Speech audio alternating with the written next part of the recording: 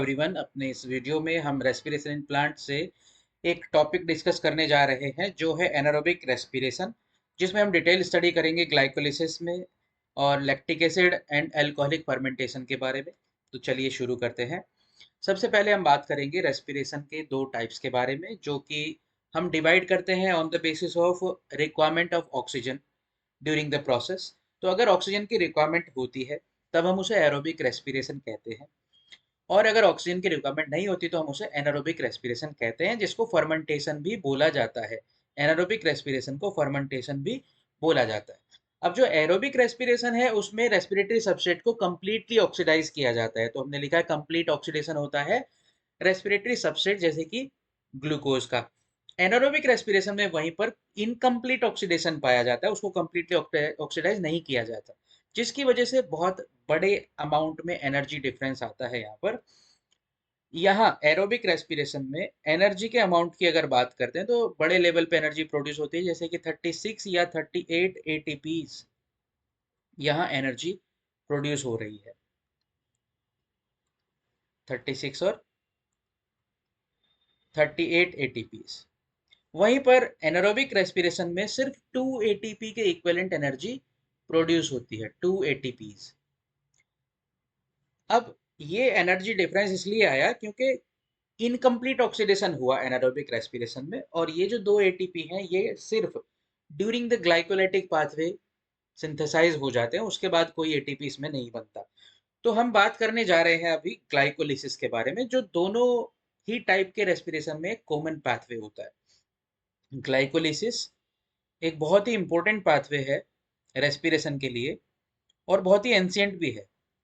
Glycolysis इतना ज़्यादा important है ऑर्गेनिजम्स के लिए कि ये लगभग नहीं, डेफिनेटली सभी टाइप की सेल्स में पाया जाता है। चाहे वो सेल्स प्रोकैरियोट हैं, चाहे वो सेल यूकैरियोट हैं, फंगी है, प्लांट है, एनिमल है, मैमल है, सभी में ग्लाइकोलिसिस पाया जाता है। और सभी में कॉमन जो लोकेशन है इसकी वो है साइटोसोल। तो ग्लाइकोलिटिक पाथवे एक मल्टी स्टेप प्रोसेस है, और इसमें बहुत सारे एंजाइम्स कंट्रोल करते हैं। तो मल्टी एंजाइमेटिक प्रोसेस भी है। सारे एंजाइम जो रेस्पॉन्सिबल होते हैं ग्लाइकोलिटिक पाथवे के लिए वो सभी साइटोसोल में पाए जाते हैं सेल्स के अंदर, और ये सभी सेल्स में होता है। एरोबिक और एनारोबिक रेस्पिरेशन में ये कॉमन पाथवे है, यानी कि एनारोबिक पढ़ना हो हमें डिटेल में या एरोबिक रेस्पिरेशन पढ़ना हो, ग्लाइकोलिसिस तो हमें दोनों के लिए पढ़ना ही पड़ता है सबसे पहले। तो पहले हम ग्लाइकोलिसिस के बारे में डिस्कस करेंगे यहाँ पर। अब बात करते हैं कि ग्लाइकोलिसिस वर्ड का मीनिंग क्या है, ये कैसे आया, इसको हम कैसे डिफाइन करें। तो ग्लाइकोलिसिस ग्रीक भाषा के दो वर्ड से मिलकर बना हुआ है, ग्रीक भाषा से, जिसमें से पहला जो है वो है ग्लाइकिस। ग्लाइकिस, इसका मीनिंग होता है स्वीट। स्वीट या फिर हम शुगर ले सकते हैं उसकी जगह पर। और दूसरा जो वर्ड है वो है लाइसिस, वो भी ग्रीक है, लाइसिस। और लाइसिस का मीनिंग होता है स्प्लिटिंग या लूजिंग, या फिर हम कह सकते हैं ब्रेक डाउन, स्प्लिटिंग। तो ओवरऑल मीनिंग हुआ वर्ड का स्प्लिटिंग ऑफ द शुगर या स्प्लिटिंग ऑफ स्वीट सब्सटेंस, और बेसिकली हम कह सकते हैं स्प्लिटिंग ऑफ ग्लूकोज। तो यहाँ पर ग्लूकोज का ब्रेक डाउन किया जाता है। 10 स्टेप्स का प्रोसेस है ग्लाइकोलिसिस, उसमें मल्टी एंजाइमेटिक प्रोसेस है, ग्लूकोज का ब्रेक डाउन करके पायरुविक एसिड में कन्वर्ट किया जाता है। इन शॉर्ट तो ग्लाइकोलिसिस को हम ऐसे डिफाइन कर सकते हैं। अब ग्लाइकोलिसिस का एक और नाम दिया जाता है, और वो नाम है ईएमपी पाथवे। EMP pathway. तो ये जो ईएमपी पाथवे नाम दिया गया ये ऑथर के नाम पे है, यानी जिन साइंटिस्ट ने ग्लाइकोलिसिस को डिस्कवर किया था, डिस्क्राइब किया था, उन 3 साइंटिस्ट के नाम पर ये नाम इसको दिया गया है, ईएमपी पाथवे। तो देखते हैं उनके नाम क्या क्या थे। जो पहले साइंटिस्ट हैं जिसमें ई आया है जिनके नाम से, उनका नाम था गुस्ताव एम्बेडन। गुस्ताव एम्बेडन। तो गुस्ताव एम्बेडन के नाम से तो आया ई। जो ये दूसरे हैं इनका नाम है ऑटो मेयरहोफ। ऑटो मेयरहोफ,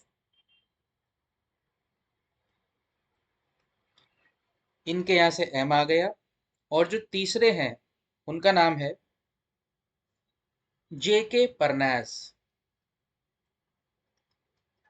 जे के परनास, इनसे आया पी, तो यहां से आया ई, एम और पी।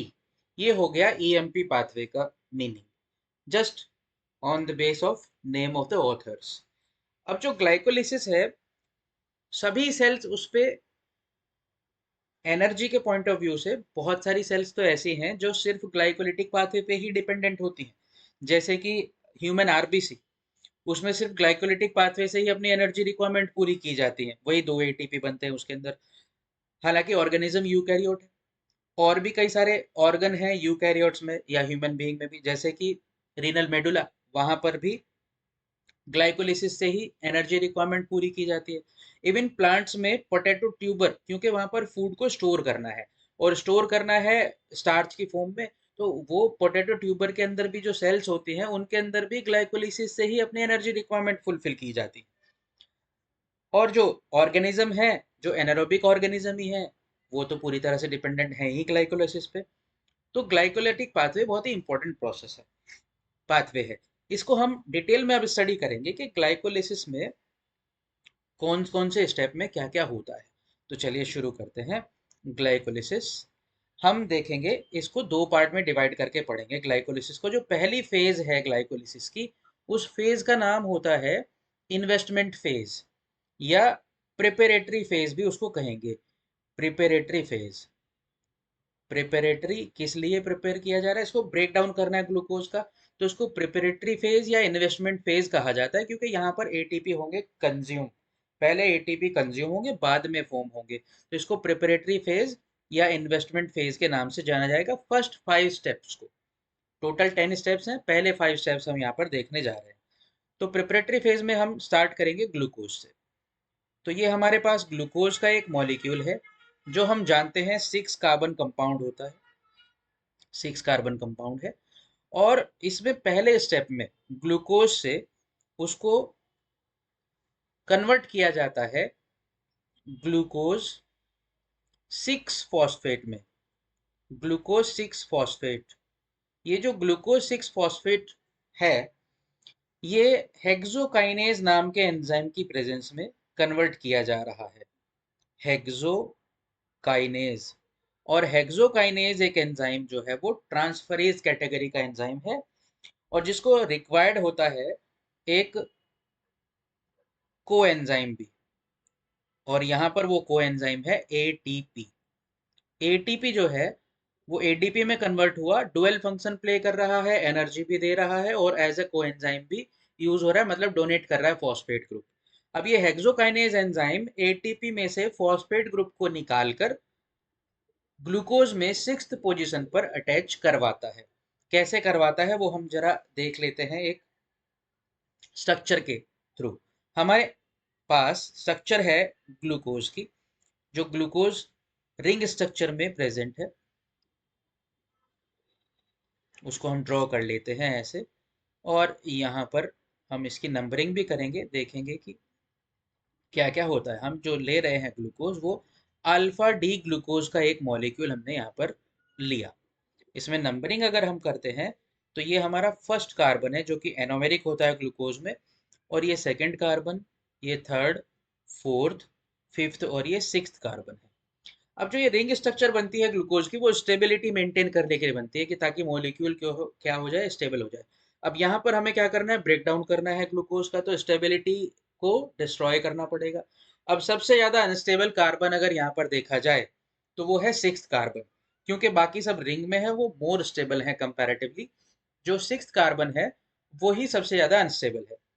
अब जो फॉस्फेट ग्रुप होता है, फॉस्फेट ग्रुप फॉस्फोरिक एसिड की फॉर्म में हम यहाँ पर एज्यूम करके लिखेंगे। अभी फॉस्फेट ग्रुप इनऑर्गेनिक फॉस्फेट होता है, वो आयनिक फॉर्म में होता है, लेकिन हम उसको फॉस्फोरिक एसिड की तरह से स्ट्रक्चर बना लेते हैं। वो कैसे दिखता है, उसमें फॉस्फोरस सेंट्रल एटम है, 3 हाइड्रोक्सिल ग्रुप लगे हुए होंगे, 5 वैलेंसी होती है फॉस्फेट की, फॉस्फोरस की, इस तरह से होगा। यहाँ डबल बॉन्ड ओ होगा। तो हमने फॉस्फोरिक एसिड का स्ट्रक्चर बनाया, ये देखने के लिए कि कैसे रिएक्शन होती है, कैसे बॉन्ड बनता है यहाँ पर। तो अगर इलेक्ट्रोनेगेटिविटी की बात करें, तो एसिडिक ज्यादा है अभी फॉस्फोरिक एसिड, और जो कार्बोहाइड्रेट है उसके रेस्पेक्ट में बेसिक है, एल्केलाइन है। तो यहाँ पर एक बॉन्ड फॉर्म होगा इनके बीच में और यहाँ से वाटर का मॉलिक्यूल रिमूव हो जाता है। पूरी तरह से एंजाइम गवर्न प्रोसेस है ये। एंजाइम हेक्सोकाइनेज जो है ये उसको कैटलाइज कर रहा है यहाँ पर। तो हम यहाँ पर देख रहे हैं कि जो वाटर का मॉलिक्यूल है वो यहाँ से फॉर्म हो जाएगा और ये यहाँ से वाटर का मॉलिक्यूल निकल जाएगा और एज इट इज हम इसमें फॉस्फेट को कनेक्ट कर देंगे। तो जब हम फॉस्फेट को कनेक्ट करके लिखेंगे तो डायरेक्टली पी से डिनोट कर देंगे। अभी इस तरह से बार बार स्ट्रक्चर नहीं बनाएंगे। मतलब यहाँ से प्रोडक्ट जो बनेगा वो कुछ इस तरह से दिखाई देगा कि हमने ग्लूकोज के मॉलिक्यूल को वापस से एक बार ड्रॉ किया, जिसमें हम अभी सिर्फ यहाँ पर सिर्फ पी से डिनोट कर देते हैं इसको कि यहाँ पर फॉस्फेट लगा हुआ है। बाकी की जगह पर हम सारी चीजें लिख लेते हैं।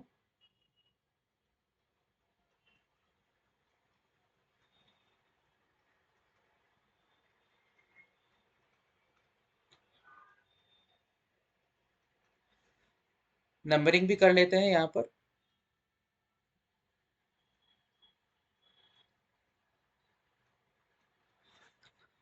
अब हम देख रहे हैं जो मॉलिक्यूल हमारे सामने है वो है ग्लूकोज 6 फॉस्फेट। यहाँ पर ग्लूकोज में 6th पोजीशन पे फॉस्फेट लग चुका है।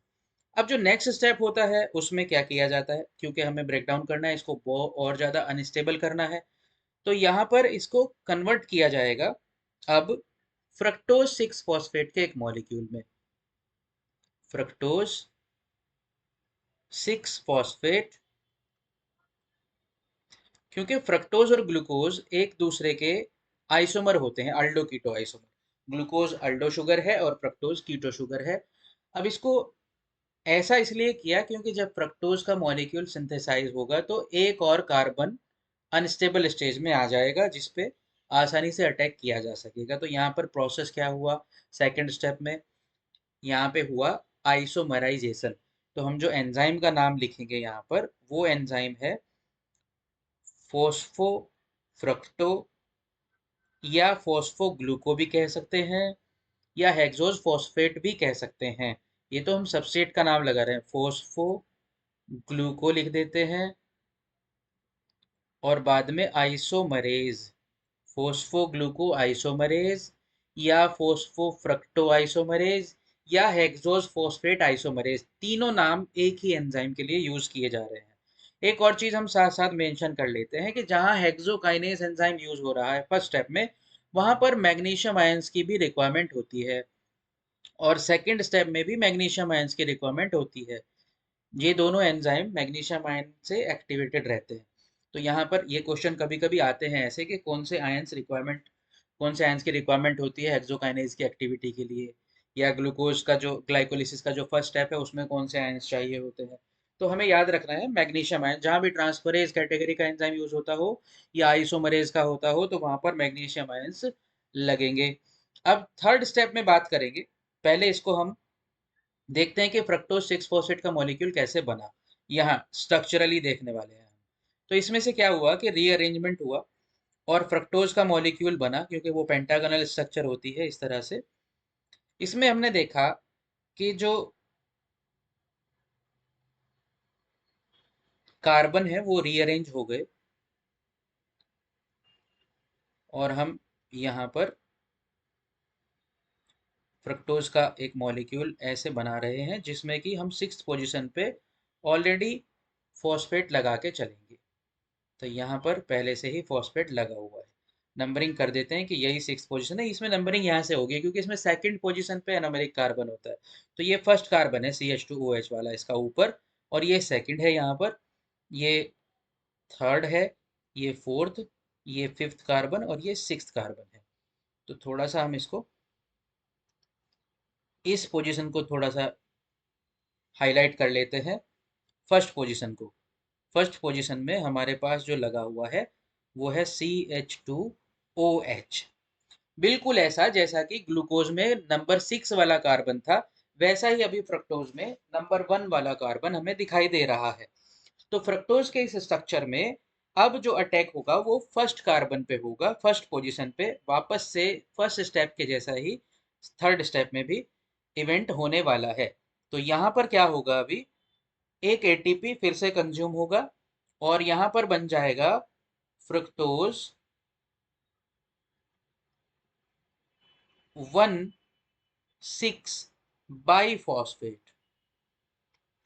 फ्रक्टोज 1,6 बाईफॉस्फेट का मॉलिक्यूल यहाँ पर सिंथेसाइज हुआ और एंजाइम कौन सा आएगा, तो एंजाइम ट्रांसफरेज कैटेगरी का ही आएगा यहाँ पर और उसका नाम होगा फॉस्फो फ्रक्टो काइनेज, फोस्फोफ्रक्टोकाइनेज। और बिल्कुल यहाँ पर भी मैग्नीशियम आयंस की रिक्वायरमेंट होगी, यहाँ पर भी मैग्नीशियम आयंस यूज होंगे। अब स्ट्रक्चरली ये कैसे हुआ, तो जैसे ही इसके फर्स्ट पोजीशन पे फॉस्फोराइलेशन हो जाता है, सिक्स पोजीशन पे तो पहले से ही फॉस्फोराइलेटेड था ये, अब जब फर्स्ट पोजीशन पे भी फॉस्फोराइलेशन हो जाता है तो ये मॉलिक्यूल हो जाता है ओपन, यानी ये जो रिंग स्ट्रक्चर थी ये ओपन चेन में बदल जाती है। अब ओपन चेन को बनाने के लिए हम यहाँ पर 6 कार्बन की एक ओपन चेन ऐसे बनाएंगे जिसमें तीसरे का थोड़ा बॉन्ड हम बड़ा कर लेते हैं ये, क्योंकि हमें यहाँ पर देखना है इसको समझने के लिए।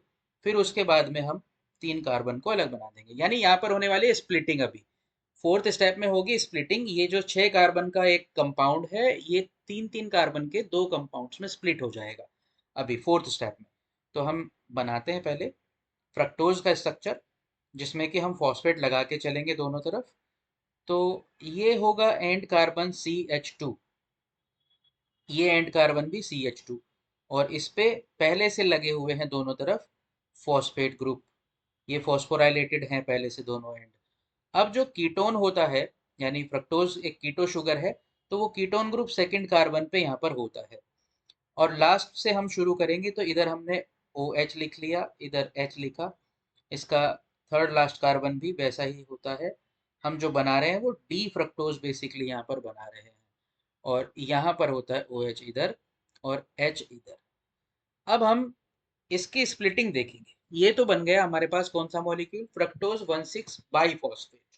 ये फ्रक्टोज 1,6 बाईफॉस्फेट का मॉलिक्यूल है जिसमें दोनों एंड पर 1 पे भी और 6 पे भी फॉस्फेट लगे हुए हैं। लेकिन हम यहाँ पर नंबरिंग थोड़ी डिफरेंट वे में करेंगे। ये तो चलो 1 हो गया, 2 हो गया, 3 हो गया according to fructose. Next carbon होना चाहिए 4, 5 और 6। तो अभी चलो 4, 5, 6 ही लिख लेते हैं ताकि कंफ्यूजन ना हो। अब इसमें ये तो कार्बन ये जो कंपाउंड बना है हमारा वो थर्ड स्टेप के बाद बना है। फोर्थ स्टेप जब अब होगा तो फोर्थ स्टेप में यहाँ पर इसको स्प्लिट किया जाएगा, इसको ब्रेक डाउन किया जाएगा। और ब्रेक डाउन करने के लिए यहाँ पर जो एंजाइम यूज होने वाला है वो है एल्डोलेज। अब वो एल्डोलेज एंजाइम क्या करता है, ब्रेक डाउन, ये बॉन्ड ब्रेक करने के बाद इसके अंदर एल्डोल कंडेंसेशन करके रीअरेंजमेंट करता है। तो सबसे पहले तो देखते हैं कि ब्रेक डाउन कैसे होता है। ये जो बॉन्ड है ये टूट जाता है दोनों के बीच में से। मतलब क्या है कि 3 कार्बन का एक ग्रुप अलग हो गया और 3 कार्बन का एक ग्रुप अलग हो गया। अब ऐसा होने से जो नंबर 3 पे कार्बन है पहले मॉलिक्यूल में, उस पे एक वैलेंसी खाली हो गई। तो उस वैलेंसी को फुलफिल करने के लिए अभी हम ऐसा मान लेते हैं कि यहाँ से ये हाइड्रोजन जाता है। इसकी मैकेनिज्म केमिकली या केमिस्ट्री के अकॉर्डिंग अलग है, बट फिलहाल के लिए हम ये मान लेते हैं समझने के लिए कि जो ऊपर वाला मॉलिक्यूल है उसका तो कॉन्फ़िगरेशन हो गया फुलफिल, यहाँ पर हाइड्रोजन चला गया। लेकिन जो नीचे वाला मॉलिक्यूल है, वो नीचे वाले मॉलिक्यूल में क्या हुआ, दो वैलेंसी खाली रह गई है अभी। नीचे वाले कार्बन पे दो वैलेंसी एम्प्टी दिखाई देंगे हमें, एक यहाँ पर एक यहाँ पर, और ऊपर वाले में हाइड्रोजन लग गया। तो ऊपर वाला जो मॉलिक्यूल है वो पूरी तरह से सेटिस्फाइड हो गया। उसको मैं एनसर्कल कर देता हूँ, ये जो एनसर्कल्ड मॉलिक्यूल है ये पूरी तरह से कंप्लीट है अभी।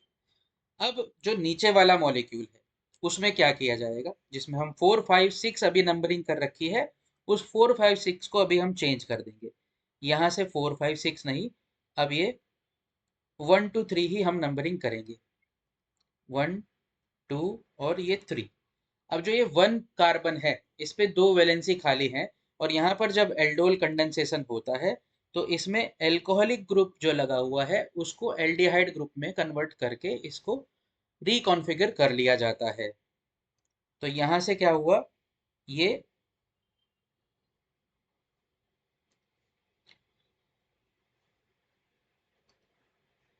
डबल बॉन्ड के साथ यहाँ पर ऑक्सीजन कनेक्ट हो जाती है, और जो ये OH था ये अब OH नहीं रहता, ये हो जाता है सिर्फ H, और इसको हम कहते हैं एल्डिहाइड ग्रुप। तो ये बन गया हमारे पास एक एल्डिहाइड मॉलिक्यूल। और ऊपर वाले को ध्यान से देखें तो सेकंड पे कीटोन है, वो है कीटोन मॉलिक्यूल। और क्योंकि ये ट्रायोज शुगर है इसलिए वो कीटो शुगर और ये एल्डो शुगर। ट्रायोज में जो शुगर आती है एल्डिहाइड फॉर्म में वो है ग्लिसरल्डिहाइड, और जो ऊपर मॉलिक्यूल है वो है एसीटोन, डाईहाइड्रोक्सी एसीटोन। तो यहाँ पर फोर्थ स्टेप में दो मॉलिक्यूल बनते हैं। एक मॉलिक्यूल का नाम है 3-फॉस्फोग्लिसरल्डिहाइड, 3-फॉस्फो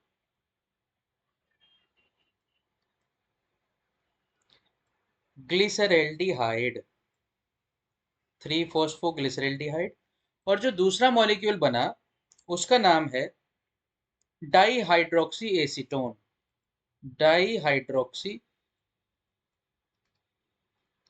एसीटोन फॉस्फेट, क्योंकि फॉस्फेट दोनों पे लगा हुआ है, दोनों ही ट्रायो शुगर है। तो यहाँ पर 4 स्टेप के बाद दो मॉलिक्यूल हमें 3-3 कार्बन्स के मिल गए। ऊपर से जो थे मॉलिक्यूल वो सारे 6 कार्बन्स के थे, लेकिन यहाँ पर 3-3 कार्बन में स्प्लिटिंग हो गई है। और जो एंजाइम यहाँ यूज हुआ उसका नाम था एल्डोलेज। अब फिफ्थ स्टेप में क्या होता है, क्योंकि हम प्रिपरेटरी फेज में 5 स्टेप्स को इंक्लूड करेंगे। फिफ्थ स्टेप में यहाँ पर क्या हो रहा है, फिफ्थ स्टेप में हो रहा है आइसोमराइजेशन। वापस से ये जो डाइहाइड्रोक्सी एसीटोन है, कीटोन है, और एल्डिहाइड है, दोनों एक दूसरे के आइसोमर हैं। तो डाइहाइड्रोक्सी एसीटोन का जो मॉलिक्यूल है, डाइहाइड्रोक्सी एसीटोन फॉस्फेट का जो मॉलिक्यूल है, वो 3-फॉस्फोग्लिसरल्डिहाइड के मॉलिक्यूल में कन्वर्ट हो जाता है। और ये वाला स्टेप कैटेलाइज किया जाता है triose phosphate, triose phosphate isomerase नाम के एंजाइम से,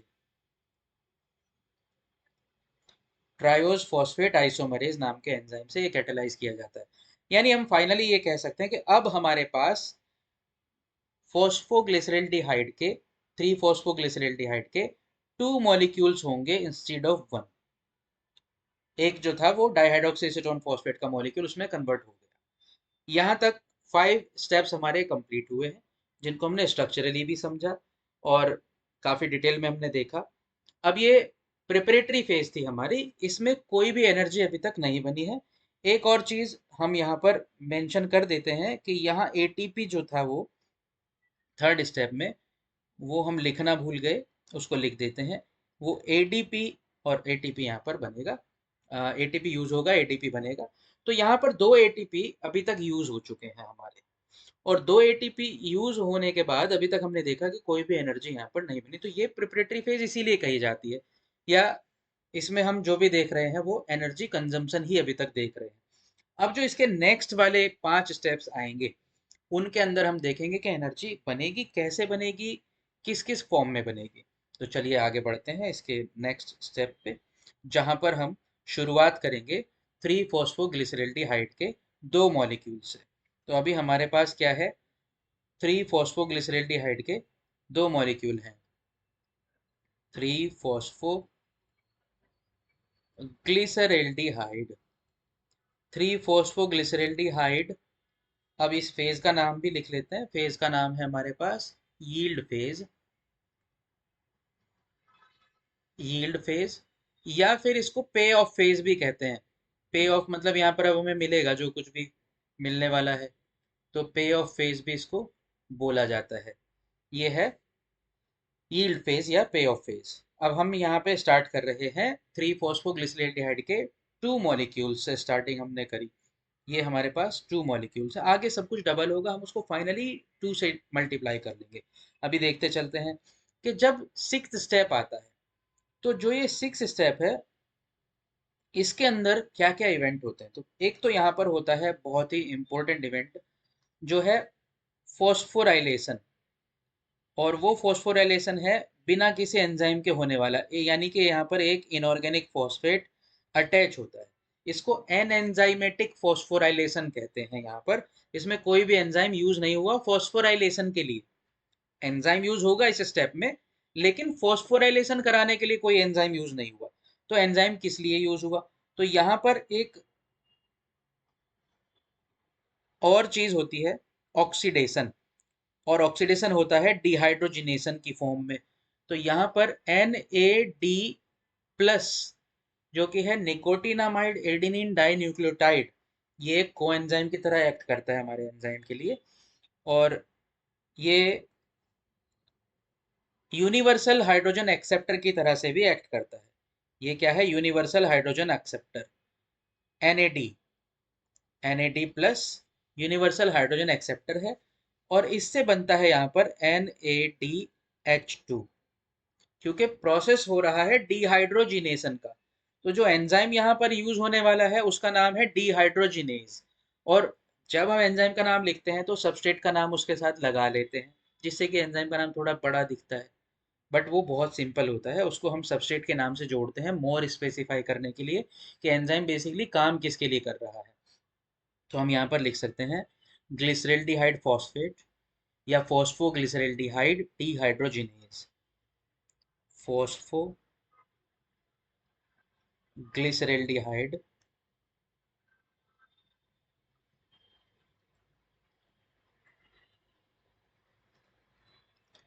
डिहाइड्रोजिनेज।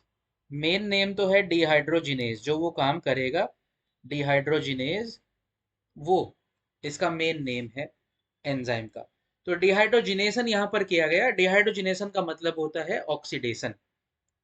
तो ये ऑक्सीडो रिडक्टेज कैटेगरी का एंजाइम है, जिसके बाद जो मॉलिक्यूल यहाँ पर बनेगा वो मॉलिक्यूल होगा, इसको थोड़ा साइड में लिखते हैं नाम को, यहाँ पे थोड़ा डिस्टर्ब करेगा ये, अभी लिखते हैं। मॉलिक्यूल का नाम होगा, अभी एक तो फॉस्फेट बाहर से आया, एक पहले से लगा हुआ है, तो मॉलिक्यूल का नाम हो जाएगा 1,3 बाईफॉस्फो बाईफॉस्फो ग्लिसरिक एसिड। अभी ग्लिसरल्डिहाइड नहीं रहेगा, ग्लिसरिक एसिड या ग्लिसरेट उसको कहना पड़ेगा। ग्लिसरिक एसिड या फिर ग्लिसरेट। ग्लिसरेट कहना ज्यादा अच्छा है, बट हम ग्लिसरिक एसिड लिख के चलते हैं, ये समझ में आसानी से आ जाता है। तो जो ग्लिसरिक एसिड बना वो क्यों बना, क्योंकि हमने एल्डिहाइड का क्या किया है, ऑक्सीडेशन। और जब एल्डिहाइड को ऑक्सीडाइज किया जाता है तो एसिड प्रोड्यूस होता है, सिंपल।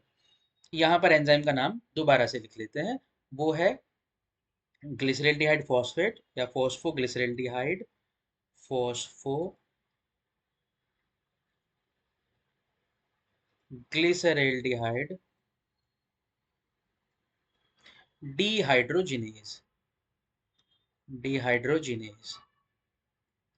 अब जो इसके बाद वाला स्टेप है, सेवंथ स्टेप, उसमें क्या होने वाला है, तो सेवंथ स्टेप में यहाँ पर अब पहली बार एनर्जी प्रोड्यूस होगी, और ये मॉलिक्यूल रह जाएगा 3 phosphoglyceraldehyde, sorry 3 phosphoglyceric acid, 3 phosphoglyceric acid. और एक जो फॉस्फेट फर्स्ट पोजीशन पे यहाँ पर लगा हुआ था वो निकाल दिया जाएगा इसमें से, एंजाइमेटिक है ऑब्वियसली।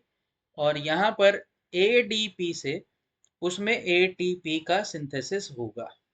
पहला एक एनर्जी मॉलिक्यूल बना यहाँ पर, जो कि सबस्ट्रेट लेवल पे बन रहा है, डायरेक्टली ATP बन रहा है। तो सबस्ट्रेट लेवल पे एनर्जी फॉर्म हो रही है यहाँ पर। और जो एंजाइम यहाँ पर यूज होता है वो है थायमीन पायरोफॉस्फेटेज, TPP हम शॉर्ट में लिखते हैं उसको, थायमीन पायरोफॉस्फेटेज।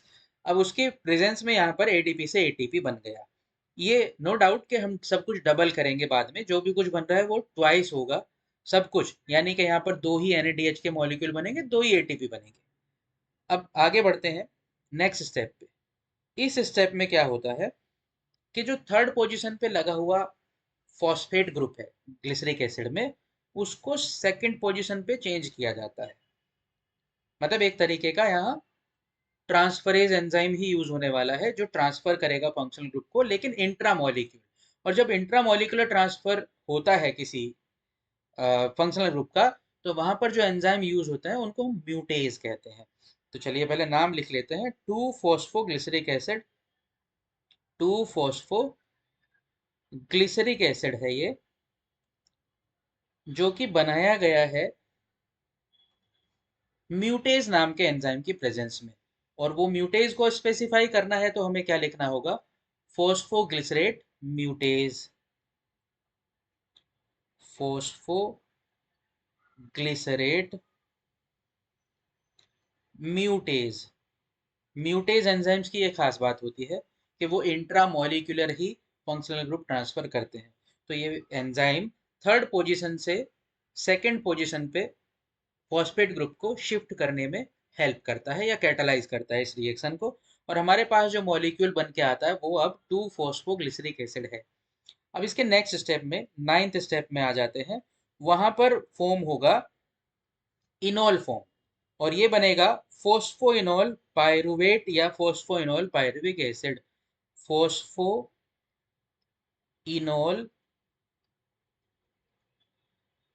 पायरुविक एसिड या फोस्फोइनॉल पायरुवेट, जिसको हम पीईपी भी कहते हैं शॉर्ट में। अब जब ये इनॉल फॉर्म होता है तो एंजाइम तो ऑब्वियसली यहाँ पर इनोलेज आएगा, इनोलेज। बट एक और चीज यहाँ पर ध्यान रखनी है, और वो है कि यहाँ पर वाटर का भी एक मॉलिक्यूल रिमूव होता है। वाटर यहाँ पर आता है नाइन्थ स्टेप में।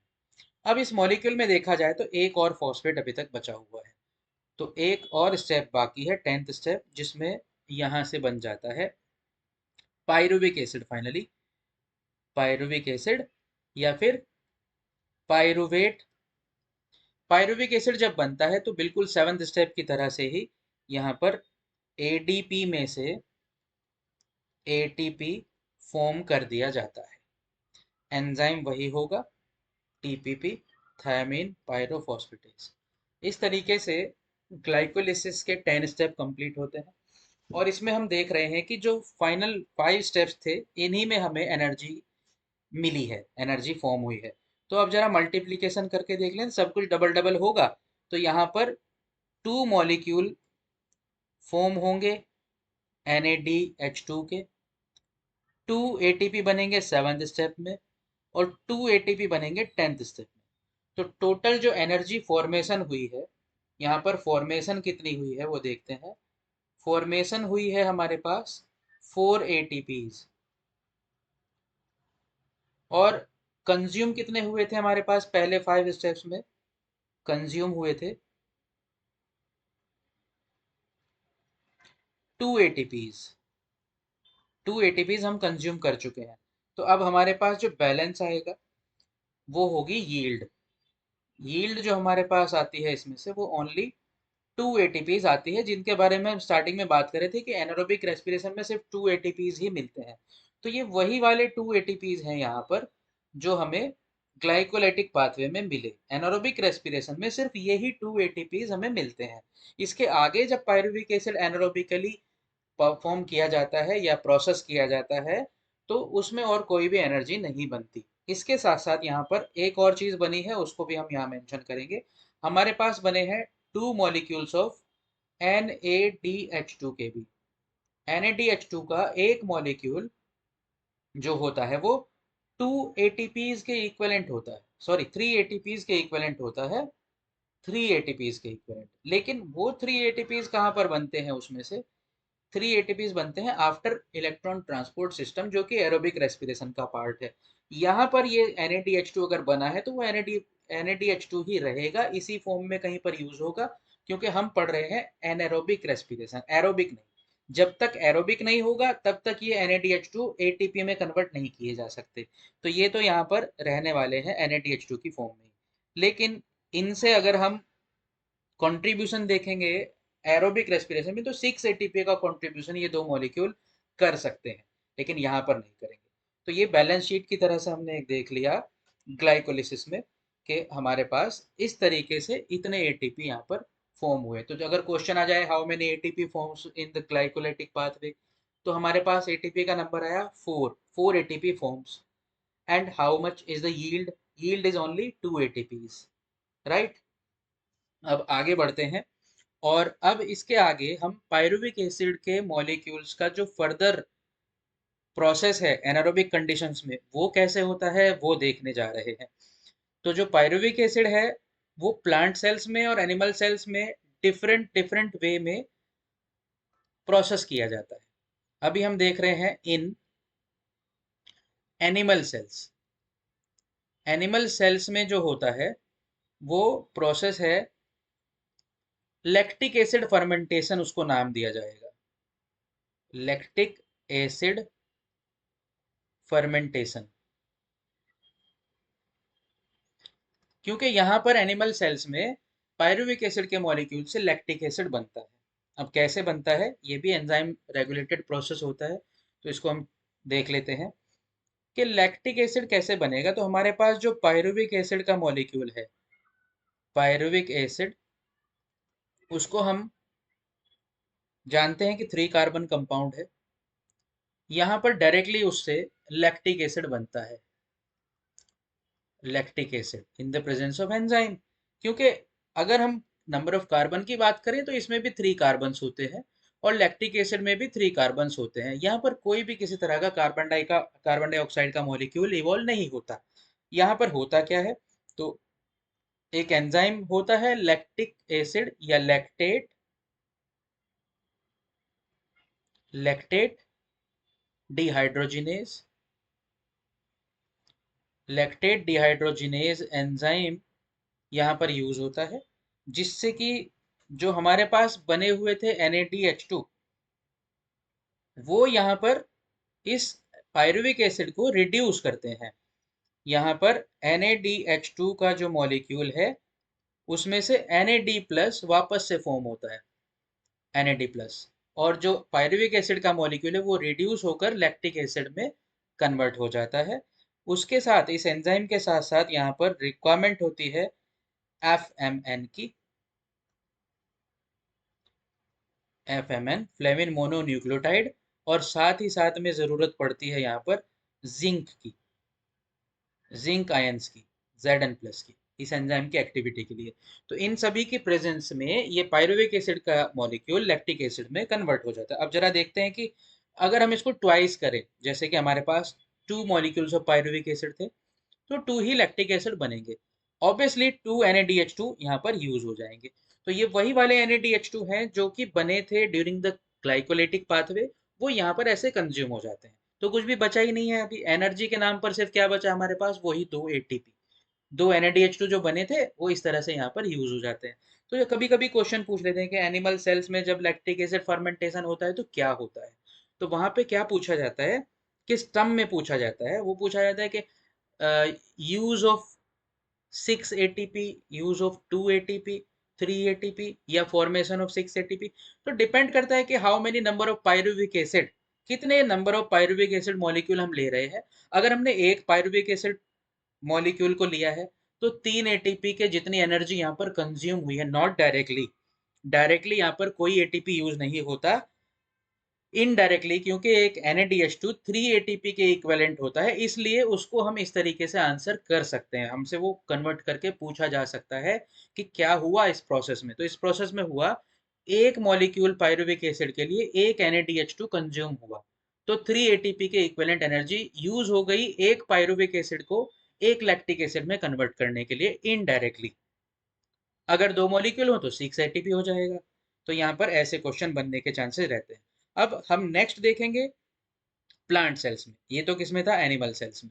और एनिमल सेल में एग्जांपल हो गया जैसे कि ह्यूमन आरबीसी, है ना, ह्यूमन आरबीसी, ह्यूमन आरबीसी जो होती है उनके अंदर, या फिर स्केलेटल मसल्स में ड्यूरिंग द फैटिक, जब ज़्यादा एक्सरसाइज कर लेते हैं तो फैटिक आता है ना, तो वो फैटिक जो होता है वो लैक्टिक एसिड के एक्यूमुलेशन की वजह से ही आता है।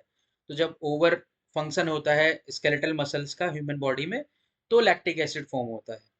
तो इस तरह के फर्मेंटेशन ह्यूमन बॉडी में भी पाए जाते हैं। जैसा मैंने बोला था कि ग्लाइकोलिसिस पे ही डिपेंडेंट होते हैं बहुत सारे ह्यूमन टिश्यू अपनी एनर्जी रिक्वायरमेंट्स को फुलफिल करने के लिए। अब आगे बात करेंगे हम एल्कोहलिक फर्मेंटेशन की, जो पाया जाता है प्लांट सेल्स में। तो यहाँ पर है in plant cells. Plant cells, अब जैसे कि यीस्ट को यहाँ पर प्लांट सेल इंक्लूड किया जाता है क्योंकि लिनियस के क्लासिफिकेशन के अकॉर्डिंग फंगी भी प्लांट्स में ही रखे जाते हैं। तो हम प्लांट सेल्स में क्या पढ़ते हैं उसको, एल्कोहलिक फर्मेंटेशन। एल्कोहलिक फर्मेंटेशन, अब इसमें अल्कोहल के साथ साथ कार्बन डाइऑक्साइड भी बनती है। अल्कोहलिक फर्मेंटेशन, अल्कोहल बनता है इथाइल अल्कोहल। यहाँ पर हम देखेंगे कैसे बनता है। तो हमारे पास पायरुविक एसिड का मॉलिक्यूल है, पायरुविक एसिड, जिसमें से सबसे पहले यहाँ पर पायरुविक एसिड का किया जाएगा decarboxylation, and after decarboxylation pyruvic acid से बनाया जाएगा एसिटल्डिहाइड। एसिटल्डिहाइड, अब ये जो पायरुविक एसिड का मॉलिक्यूल है ये 3 कार्बन कंपाउंड है, लेकिन एसिटल्डिहाइड जो है वो 2 कार्बन कंपाउंड है। तो एक बात तो श्योर हो गई कि यहीं पर इसमें से इवॉल्व हो जाती है कार्बन डाइऑक्साइड। कार्बन डाइऑक्साइड का एक मॉलिक्यूल यहाँ से इवॉल्व हो गया। अगर हम 2 पायरुविक एसिड लेंगे तो ऑब्वियसली ये डबल हो जाएगा, सब कुछ ट्वाइस हो जाएगा। अब जो एंजाइम यूज हुआ वो कौन सा था, तो पायरुवेट डीकार्बोक्सिलेज। यहाँ पर था पायरुवेट डीकार्बोक्सिलेज। और इसके बाद एसिटल्डिहाइड, एल्डिहाइड को किया जाता है रिड्यूस। जब एल्डिहाइड का ऑक्सीडेशन हम देख रहे थे ड्यूरिंग ग्लाइकोलिसिस, तो एल्डिहाइड के ऑक्सीडेशन से हमें क्या मिला था, एक एसिड का मॉलिक्यूल मिला था। लेकिन एल्डिहाइड का अगर यहाँ पर किया जा रहा है रिडक्शन, तो अब हमें मिलता है एल्कोहल, और वो एल्कोहल 2 कार्बन वाला होगा, और 2 कार्बन वाले एल्कोहल को हम कहते हैं इथेनॉल। तो यहाँ पर इथेनॉल का मॉलिक्यूल सिंथेसाइज होगा, और एंजाइम जो यूज होगा उसका नाम है एल्कोहल डिहाइड्रोजिनेज। एल्कोहल डिहाइड्रोजिनेज, सिर्फ नाम ऐसा है, यहाँ पर ये नाम काम को डिनोट नहीं कर रहा। बेसिकली डिहाइड्रोजिनेशन नहीं हो रहा है यहाँ पर, हाइड्रोजिनेशन हो रहा है उल्टा, क्योंकि इसी जगह पर यही वो स्टेप है जहां पर अभी यूज होने वाले हैं NaDH2 के 2 मॉलिक्यूल, जो कि रिडक्शन करेंगे। NaDH2 से अभी यहाँ पर बन जाएगा NAD प्लस।